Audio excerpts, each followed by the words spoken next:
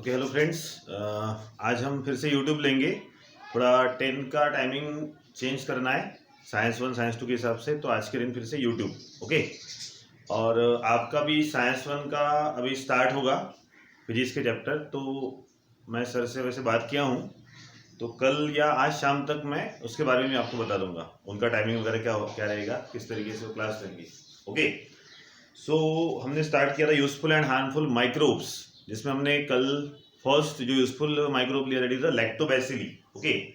और लैक्टोबैसिली का एग्जांपल, उसकी स्लाइड फॉर्मेशन। तो मुझे एक क्वेश्चन आया था कि जैसे स्लाइड हमने कल बनाई थी, तो स्लाइड बनाने के टाइम में नॉर्मली हम ग्लीसरीन यूज करते हैं। क्लियर। तो ग्लीसरीन इसलिए होता है कि वो जो स्लाइड है उसके ऊपर जो कवर स्लिप हम लगाते हैं, तो कवर स्लिप के वजह से ग्लीसरीन की वजह से कवर स्लिप उस पर चिपक जाती है। तो वो जो स्लाइड हमारी है ना, वो स्टिक होने की वजह से वो परमानेंट स्लाइड बन जाएगी। मतलब आप बाद में कभी भी उसको देख सकते हो। तो एक क्वेश्चन आया था कि सर ग्लीसरीन, जैसे कल हमने मिथिलीन ब्लू लिया था, तो मिथिलीन ब्लू लेने की रीजन क्या था कि भाई जो माइक्रोब्स होता है लैक्टोबैसिलस, वो होता है ट्रांसपेरेंट, मतलब पानी के जैसा दिखता है वो। और ग्लीसरीन भी होता है लाइक वाटर, थोड़ा सा डेंस रहेगा। तो जब हम ग्लिसरीन डाल के उसको देखेंगे तो वो क्लियर नहीं दिखता। जब मूवमेंट होती है ना, तो ऐसा पानी हिलते हुए दिखता है, क्योंकि एक्चुअली वाटर का कलर और लैक्टोबैसिलस का कलर सेम रहेगा। इसीलिए फिर हम जब मिथिलीन ब्लू लेते हैं, तो मिथिलीन ब्लू से क्या होता है, वो जो लैक्टोबैसिलस रॉड शेप था, उसकी जो आउटर बाउंड्री होती है उसको ब्लू कलर लग जाता है। ठीक है। और जब वो मूवमेंट करेगा तो वो हमको हिलते हुए दिखेगा। अब बहुत से मुझे क्वेश्चन आया कि सर ग्लिसरीन भी तो ये होता है क्या, ट्रांसपेरेंट? तो ऐसे बहुत सारे माइक्रोब है जिनको एक्चुअली कलर होता है। तो अगर समझो कोई रेडिश या फेंट रेड कलर का समझो कोई माइक्रोब हमको देखना है, तो उसमें आप ग्लिसरीन यूज कर सकते हो, क्योंकि ग्लिसरीन तो ट्रांसपेरेंट रहेगा, लेकिन उसमें जो रेड वाला वो बैक्टीरिया घूमेगा या मूवमेंट करेगा तो क्लियर दिख जाएगा।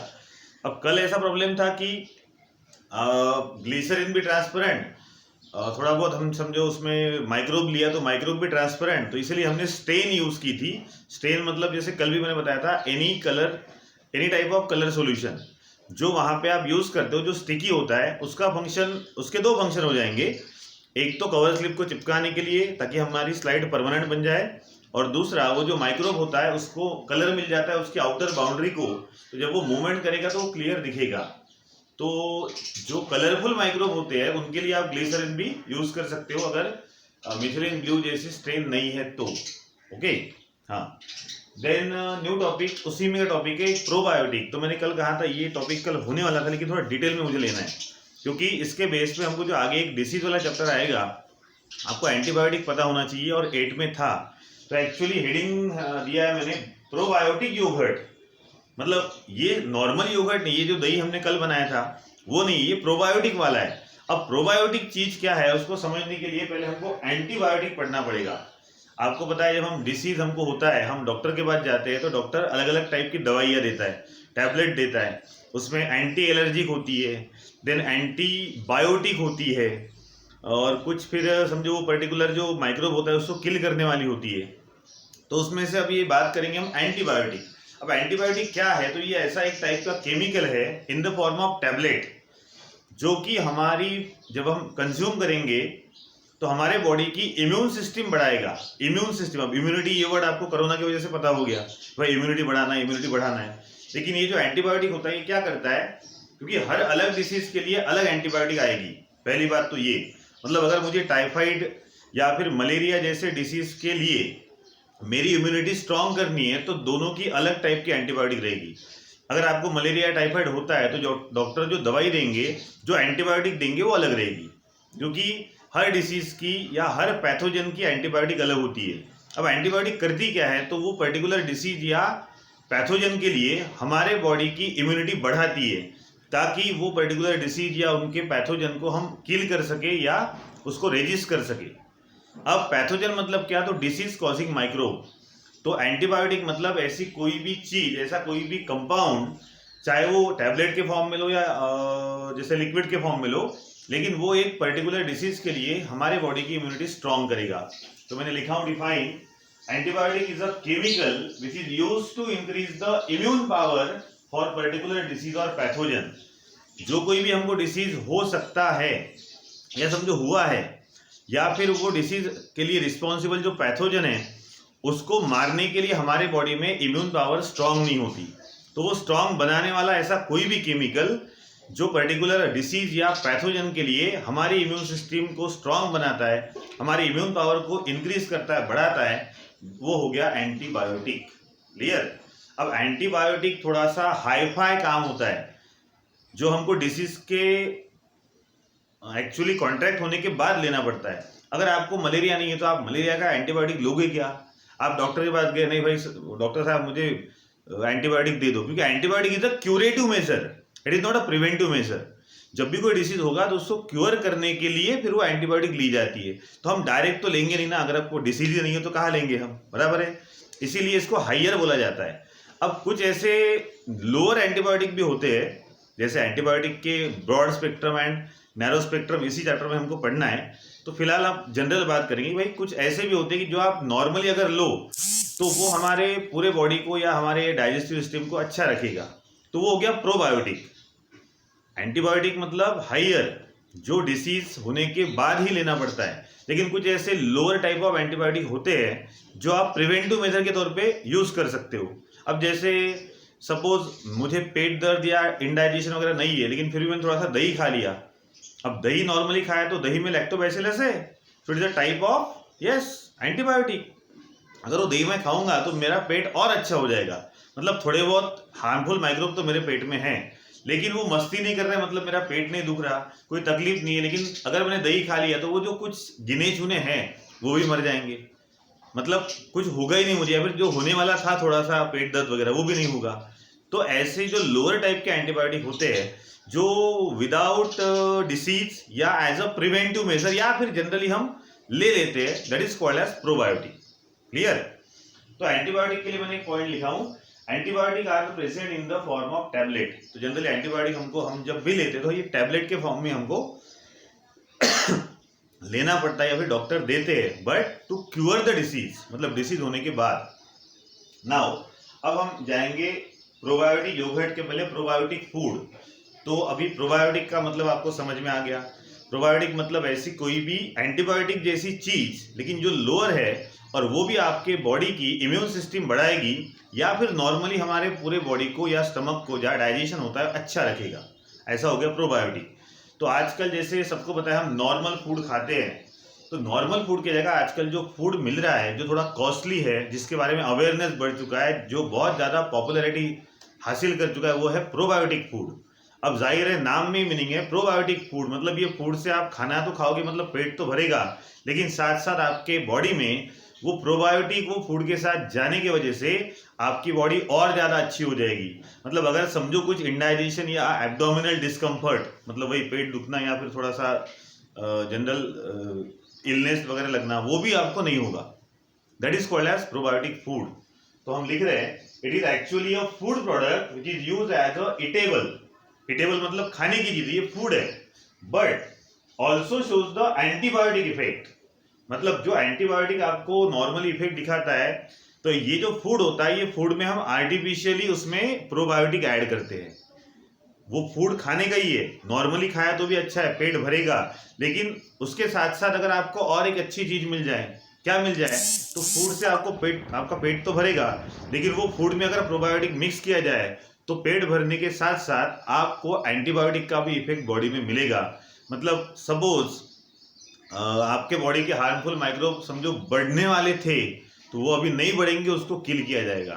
तो प्रोबायोटिक फूड ऐसा होता है जिसमें ईटेबल मतलब आपका पेट तो भरेगा, लेकिन साथ में आपको एंटीबायोटिक का भी इफेक्ट मिलेगा। और इसीलिए आजकल प्रोबायोटिक फूड जो हर फॉर्म में मिल रहा है, फिर चाहे वो प्रोबायोटिक योगर्ट हो, प्रोबायोटिक जैसे आप मशरूम खाते हो, या फिर जैसे आपने क्रीम लिया, क्रीम मतलब वो केक वगैरह होता है, उसके बाद हम चीज़ खाते हैं, तो ये सब आज प्रोबायोटिक फॉर्म में मिल रहा है। अब चीज़ खाओगे तो आप जैसे वो पिज्ज़ा वगैरह या फिर बर्गर में खाते हो तो सिर्फ एक खाने के लिए मज़ा आ रहा है, लेकिन ये प्रोबायोटिक चीज़ अगर उसमें आपने डाला तो मज़ा तो आएगा खाने के लिए, लेकिन साथ में जो कुछ हार्मफुल इफेक्ट बॉडी में होंगे उसको भी ये रोकेगा। तो ऐसा होता है प्रोबायोटिक फूड, जिसका एक वन ऑफ द एग्जाम्पल दिया है probiotic yoghurt. Now probiotic yoghurt contain the useful form of lactobacilli added artificially।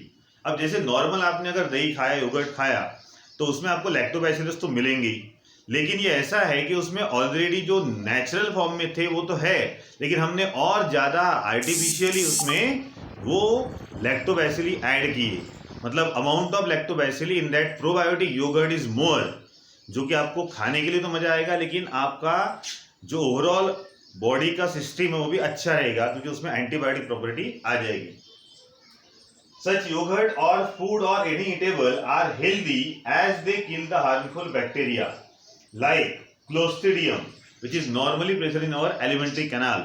तो ये फूड हेल्दी तो होता है। हेल्दी का मतलब भी यार थोड़ा सा हमको समझना पड़ेगा कि अगर आपने नॉर्मल दही खाया तो ठीक है, वो हेल्दी है, लेकिन अगर उसमें लार्ज अमाउंट ऑफ लैक्टोबैसिली हमने आर्टिफिशियली ऐड किया तो वो और हेल्दी बन जाएगा। हमारा जो एलिमेंट्री कैनाल होता है, that is the digestive system का एक पार्ट है, उसमें बहुत हार्मफुल बैक्टीरिया होते हैं, लेकिन हार्मफुल से ज़्यादा अमाउंट यूजफुल बैक्टीरिया का होता है हमारे बॉडी में, इसीलिए ये यूजफुल इनको दबा के रखते हैं ताकि हार्मफुल वाला कुछ इफेक्ट हमारे बॉडी में नहीं दिखेगा। लेकिन ऐसे कंडीशन में जब आप प्रोबायोटिक योगर्ट खाओगे तो वो जो थोड़े बहुत हार्मफुल है वो भी नहीं रहेंगे, वो भी पूरी तरीके से किल होंगे। वही हम लिख रहे हैं as they kill the harmful bacteria like Clostridium। Clostridium नाम का हार्मफुल बैक्टीरिया हमारे स्टमक में होता है, हमारे एलिमेंट्री कैनाल में होता है, तो ये प्रोबायोटिक योगर्ट उसको भी मार देगा and also improve our immunity. अब अगर वो मर गया मतलब उसको मारने की एबिलिटी हमारे बॉडी में आ गई, और ज़्यादा नंबर में वो प्रोड्यूस नहीं हो पाएंगे, और इसीलिए हमारी नेचुरल इम्यूनिटी और ज़्यादा बढ़ेगी एंड और we can say that we are more healthy. तो ये था प्रोबायोटिक फूड, जिसका एग्जाम्पल हमको दिया था प्रोबायोटिक योगर्ट, और मैंने आपको एंटीबायोटिक के फॉर्म में भी बता दिया। And now last part of the lactobacilli that is uses. तो यूज तो जनरली मैंने कल भी कहा था कि जो भी हार्मफुल या यूजफुल है उसके फंक्शन आपको आएंगे, तो अगर यूजफुल है तो यूजेस आएंगे, हार्मफुल है तो उसके बैड इफेक्ट आएंगे। तो ये यूजफुल वाला था। Now see the uses of lactobacilli, वैसे शॉर्ट में मैंने लिखा हूँ लेकिन हम पढ़ के लेंगे topic, it is on page number 89। So it is the last topic of lactobacilli। First, कहाँ यूज होता है लैक्टोबैसिलस? एक कॉमन प्रोसेस ध्यान रखना, फर्मेंटेशन, ओके, क्योंकि लैक्टोबैसिली फर्मेंटेशन ही करेगा। कल हमने बताया, देखा था वो छोटा सा माइक्रो, बहुत बड़ा वो मॉलिक्यूल ऑफ मिल्क, तो ये फर्मेंटेशन करने के लिए जनरली यूज होता है। और कहाँ का यूज होता है? तो first, lactobacilli is use for various milk product to make the various product like yoghurt, जो हमने कल देखा। उसके बाद बटर मिल्क, छाछ वगैरह जो होता है वो भी उसी टेक्निक से बनता है। देन घी, चीज, श्रीखंड, ओके। हाँ, तो अभी कुछ बच्चों के मुंह में पानी आ रहा होगा, आज 2-3 लोग तो श्रीखंड बनाने को लगाएंगे, ओके। सो ये सब जो फूड प्रोडक्ट्स है ये सब बनाने के लिए यूज होता है lactobacilli, and common process is the fermentation. Etcetera can be obtain bye fermentation of milk, that is with the help of lactobacilli. Second, lactobacilli fermentation is useful in the large scale production of in industries. अब industrial product भी बहुत सारे हम market से लाते हैं, खाने वाले edible food, तो वो इंडस्ट्री में भी लार्ज अमाउंट ऑफ जो प्रोडक्ट बनते हैं वो लार्ज फॉर्म में ये फर्मेंटेशन करके वहाँ भी जनरली लैक्टोबैसिली यूज होता है। लेकिन लैक्टोबैसिली थोड़ा सा महंगा पड़ता है अगर इंडस्ट्रियल बात करें, इसलिए उसके जगह फिर ईस्ट आएगा। तो ईस्ट भी यही काम करेगा, लेकिन वो थोड़ा सा लैक्टोबैसिलस से सस्ता पड़ता है। और आपको पता है इंडस्ट्री में जो भी चीज़ बनती है वो बहुत लार्ज अमाउंट में बनती है, तो वहाँ पे instead of lactobacilli east use होता है। लेकिन अगर स्मॉल स्केल इंडस्ट्री है तो वहाँ पे लैक्टोबैसिली ही यूज होगा। तो industrial production of cedar, cedar नाम का एक कोका कोला जैसा एक प्रोडक्ट होता है, कार्बन का product. It is a type of drink, और ये सॉफ्ट ड्रिंक के फॉर्म में भी आता है, या फिर उसके केक जैसे आप चॉकलेट बताए ना आपको, जो थोड़ा कड़वट चॉकलेट लगता है, तो वो भी एक फॉर्म सीडर का दिया है। देन कोका, कोका मतलब वही चॉकलेट के सभी प्रोडक्ट है जिसमें कार्बन बहुत ज़्यादा है। Then pickles of vegetable, vegetable के जो पिकल्स बनते हैं, लोणचं, अचार वेजिटेबल के या फिर बाकी भी, तो उसमें भी जनरली जो मार्केट में बन रहा है, हम घर पे नहीं डालते। मम्मी अगर आपको समझो घर पे अचार बना रही है तो उसमें लैक्टोबैसिली नहीं डालेगी, दही नहीं डालेगी, लेकिन लार्ज अमाउंट ऑफ प्रोडक्शन जहाँ होता है इंडस्ट्री में, वहाँ जनरली ये यूज होता है। So it is the second use. Now third, lactobacilli are and some other useful microbe taken together are used to treat the abdominal discomfort। अब जैसे आपको पता है एसिडिटी होती है, बहुत बार पेट दर्द होता है। अब एसिडिटी हुई तो डॉक्टर नॉर्मली हमको क्या देंगे, तो अपना इनो। लेकिन अगर आप थोड़ा सा एग्जाम्पल आपको देता हूँ, छोटे बच्चे जो होते हैं उनके बॉडी में, छोटे बच्चे दिन भर खाते रहते हैं तो उनको एसिडिटी होती है, हाई फाई नहीं होती हमारे जैसी, लेकिन होती है। तो अगर आपने देखा होगा, जब हम डॉक्टर के पास जाते हैं और जब उनको बोलते हैं कि भाई इसका पेट दर्द शायद हो रहा है, बता तो नहीं सकते वो छोटे बच्चे, लेकिन वो डॉक्टर लोग समझ जाएंगे, तो ऐसे छोटे छोटे स्पोर्स वाले पाउच देते हैं जो काफ़ी महंगे हैं, 55 110 120 रुपए का इतना सा पाउच, और उसमें हार्डली 10 या 15 ग्राम वो पाउडर आता है। तो वो एक्चुअली लैक्टोबैसिलस के स्पोर है, मतलब वो नॉन लिविंग फॉर्म में है, और जब उनको अब जैसे दूध के साथ या वाटर के साथ उनको देना होता है, तो वो स्पोर लेना है हमको, थोड़ा सा आधा 1 कप पानी लेना है, उसमें वो स्पोर डालना है, इतने से होते हैं 120 150 200 रुपए का पाउच, और वो फिर उनको थोड़ा थोड़ा चम्मच से पिलाना पड़ता है। तो एक्चुअली ये सब क्या है, मतलब एब्डोमिनल डिस्कम्फर्ट जो हुआ, हमारे स्टमक में जो प्रॉब्लम हुआ, स्पेशली छोटे बच्चे या हमें भी, अगर बहुत ज़्यादा हाई फाई प्रॉब्लम है जो इनो से सॉल्व नहीं हो रहा है, तो ऐसे टाइम में डायरेक्टली वो पाउच पे लिखा होता है लैक्टोबैसिलस स्पोर्स, तो वो हिसाब से भी एब्डोमिनल डिस्कम्फर्ट ट्रीट करने के लिए लैक्टोबैसिलस और कुछ और अदर टाइप के जो यूजफुल माइक्रोब है उनका यूज किया जाता है। देन फोर्थ है ल्यून फॉडर, वर्ड लिखा हुआ मैंने, ल्यून फॉडर, लीफ होती है कि नहीं, लीफ अपने झाड़ के पत्ते वगैरह होते हैं जो कैटल्स खाते हैं, डोमेस्टिक कैटल। अब जनरली क्या होता है कि चारा तो वो खाएंगे, लेकिन बहुत बार उनको एक स्पेशल टाइप का फॉडर दिया जाता है, चारा दिया जाता है, जो हमने 8 में पढ़ा, that is called as fermented fodder. Okay, तो वो पत्ते रहेंगे या फिर वो त्याला काय म्हणतात ते, ढेप, ढेप पता होगा शायद आपको, और वो तिल, तिल की भी बनती है। तो ये सब जो उसमें जैगरी गुड़ होता है, फिर वो तिल से बनी हुई ढेप होती है, उसके बाद ये पत्ते भी आप ले सकते हो झाड़ के, जो उनका चारा है, फॉडर है, ये सबको मिक्स किया जाता है और रात भर उनको पानी में भिगोया जाता है और उसमें लैक्टोबैसिलस ऐड की जाती है, ताकि वो जो पूरा ल्यून फॉडर उसको बोला जाता है, मतलब पत्ते वाला जो फॉडर है, चारा है, उसका रात भर क्या होगा, fermentation, and it is very nutritive food for animal. Normally वो पत्ते तो खाएंगे, लेकिन उससे ज़्यादा न्यूट्रिशियस जो मिलता है वो ये रहता है, जिसको फर्मेंटेड फॉडर भी कहा जाता है। सो ऐसा ल्यून fodder offered to the domestic cattle like cows and buffaloes is a fodder fermented with the help of lactobacilli. तो ये जो फॉडर होता है, जो हफ्ते में 1 या 2 बार दिया जाता है उनको, specially to make them healthy, to improve their immunity, and जो भी वो फार्म वर्क के लिए या मिल्क एनिमल मिल्क प्रोडक्ट दे रहे हैं, वो एबिलिटी उनकी बढ़ाने के लिए जो भी ये ल्यून या फर्मेंटेड फॉडर दिया जाएगा, it is also fermented using lactobacilli. And last use, the lactobacilli fermentation process is use to make the wine. Wine आपको पता है, various types of alcohol and other some type of bread, sorry breed है, breed मतलब वो wine और उसके जो अलग अलग टाइप्स होते हैं जिसको ब्रीड्स कहा जाता है, वो बनाने में भी यूज होता है lactobacilli. Again same process is there, that is fermentation. Clear? तो ये था first useful microbe, that is lactobacilli, जिसका हमने कम से कम 4 या 5 इंपॉर्टेंट पॉइंट लिए। एक तो स्लाइड बनाई, दूसरा योगर्ट जो बना था या फिर फर्मेंटेशन क्या था वो भी हमने देखा, डिफाइन नहीं है टेक्स्ट बुक में, मैंने बताया आपको क्या है फर्मेंटेशन। फिर योगर्ट बनने की जो एक्चुअल बिहाइंड प्रोसेस जो हमको पता नहीं थी कि भाई वो कोएगुलेशन ऑफ मिल्क प्रोटीन वगैरह होता है, वो हमने देखा।